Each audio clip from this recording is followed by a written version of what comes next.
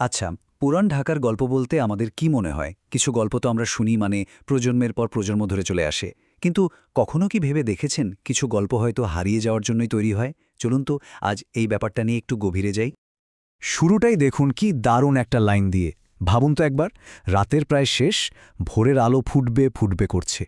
ঠিক সেই মুহূর্তের আলোটা, যা এই আছে আবার এই নেই। এই একটা লাইনই যেন পুরো গল্পের মুডটা সেট করে দেয়, তাই না? মনে হয় যেন পুরো শহরটাই মিলিয়ে যাওয়ার অপেক্ষায় আছে। তো এই যে শব্দটা এভ্যানেসেন্ট, এটাই কিন্তু গল্পের একদম মূলে। এর মানে কি? সোজা কথায় যা খুব তাড়াতাড়ি চোখের সামনে থেকে, আমাদের স্মৃতি থেকে, এমনকি অস্তিত্ব থেকেও হারিয়ে যায়, মিলিয়ে যায় আর কি। কিন্তু এখানে লেখক শুধু ওই ভোরের আলো বা কোনো পুরনো পোস্টারের কথা বলছেন না। এই শব্দটা আসলে ব্যবহার করা হচ্ছে শহরের সেই সব গল্প আর সত্যের জন্য, যেগুলোকে ইচ্ছে করে মুছে ফেলার চেষ্টা করা হয়। আর এখানেই এন্ট্রি হয় লেখকের নোটবুকটার।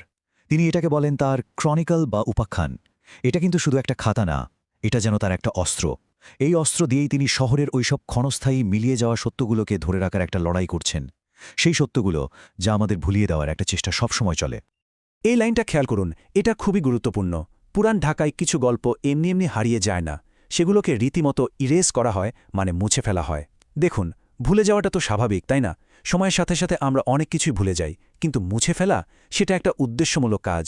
কেউ একজন চেষ্টা করে সেটাকে ইতিহাস থেকে সরিয়ে দিচ্ছে। তাহলে প্রশ্নটা হলো, কিভাবে এই কাজটা করা হয়? কিভাবে একটা সত্যকে মুছে ফেলা হয়? এর পেছনেও কিন্তু একটা কৌশল আছে, একটা আর্ট আছে বলা যায়। চলুন সেই কৌশলগুলোই একটু দেখি। এই কৌশলটাকে বলা হচ্ছে অবলিভিয়ন বা বিস্মৃতি। কিন্তু এখানে বিস্মৃতি মানে কিন্তু কোনো অ্যাক্সিডেন্ট না, এটা একটা টার্গেট, একটা লক্ষ্য। মানে এমন একটা অবস্থা তৈরি করা হয় যেখানে মানুষজন কি ঘটছে তা নিয়ে আর ভাবে না, বা একসময় সত্যটা পুরোপুরি ভুলে যায়। আর এই লক্ষ্যটা পূরণ করার জন্য ৩টা ভয়ঙ্কর সহজ রাস্তা আছে। ১.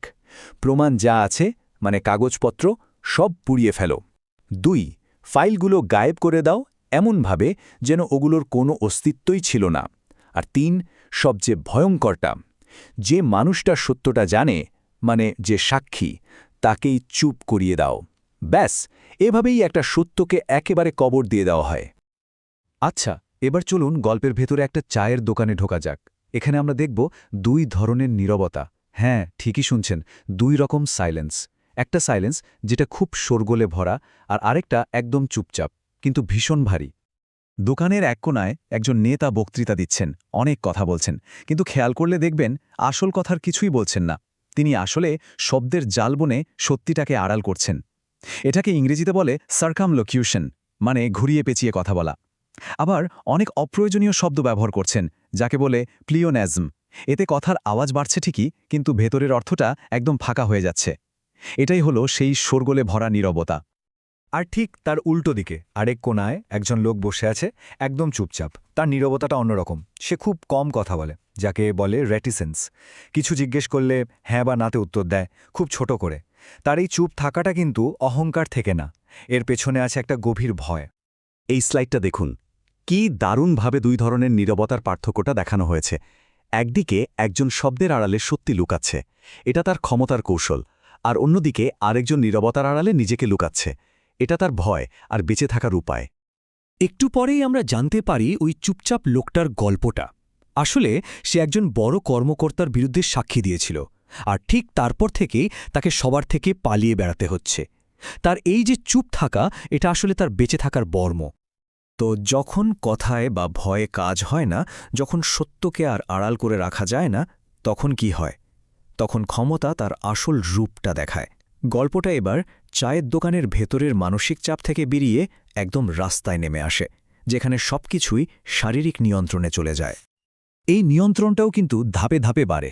স্টেপ 1, পুলিশ লাঠি তুলে ভিড়টাকে আটকানোর চেষ্টা করে, যাকে বলে রেস্ট্রেইন। স্টেপ 2, তাতেও কাজ না হলে ব্যারিকেড দিয়ে জায়গাটাকে ঘিরে ফেলে, অর্থাৎ কনস্ট্রেইন করে। আর ফাইনাল স্টেপ, একটা লাল দাগ টেনে দেওয়া হয়, যেটা হলো ফাইনাল ওয়ার্নিং। ওই দাগ পার হওয়া মানেই সরাসরি সংঘাত। আচ্ছা, এই যে এত কিছু ঘটছে, এই বিপজ্জনক পরিবেশের মধ্যে একজন পর্যবেক্ষক হিসেবে থাকাটা কতটা কঠিন ভেবে দেখেছেন? চলুন এবার আমরা আবার লেখকের জায়গায় ফিরে যাই, যিনি এই সব কিছু তার ডায়েরিতে লিখে রাখছেন। তো এই রকম একটা সিচুয়েশনে টিকে থাকতে হলে লেখককে দুটো জিনিস মাথায় রাখতে হয়। এক, তাকে হতে হয় সার্কামস্পেক্ট, মানে খুব সাবধানে পা ফেলতে হয়, চারপাশের ঝুঁকিগুলো মাথায় রেখে। আর 2, তাকে হতে হয় ভিজিল্যান্ট, মানে সবসময় সতর্ক থাকতে হয়, চোখ কান খোলা রাখতে হয়। কারণ এখানে সত্যিটা লেখার জন্য এর বাইরে আর কোনো পথ খোলা নেই। আর অদ্ভুতভাবে গল্পটা শেষ হয় ঠিক সেখানেই যেখান থেকে এটা শুরু হয়েছিল। সেই একই গলি, সেই একই ক্ষণস্থায়ী মিলিয়ে যাওয়া আলো। এটা কি বোঝায়? এটা বোঝায় যে এই ঘটনাগুলো একবার হয়েই শেষ হয়ে যায় না। এটা একটা চক্রের মতো, যেটা এই শহরে চলতেই থাকে বারবার।